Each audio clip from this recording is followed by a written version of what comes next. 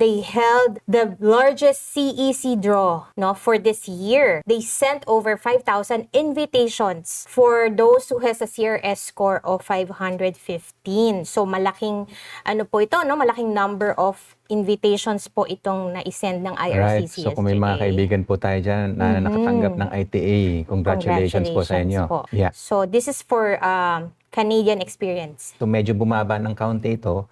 Dati kasi nasa 530 yung minimum. Oh. Ngayon 515, so bumaba. Good news dun sa mga, yun nga, nag-aabang-abang na sana bumaba. So nadinig yung dasal high, nyo. though. Yeah, it's still high.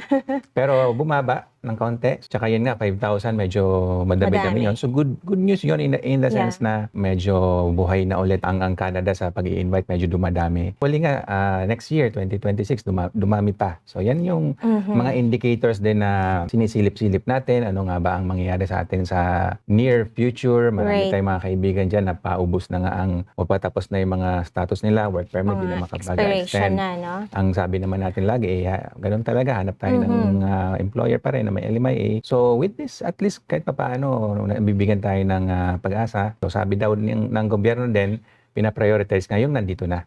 Correct. So yung mga, CEC, yung may experience na dito, ibig nga ano? sabihin nun, may experience na dito at least 1 year. Kasi nga, mas madaling makapag-assimilate o makapag-contribute o maging part ng community ng Canada.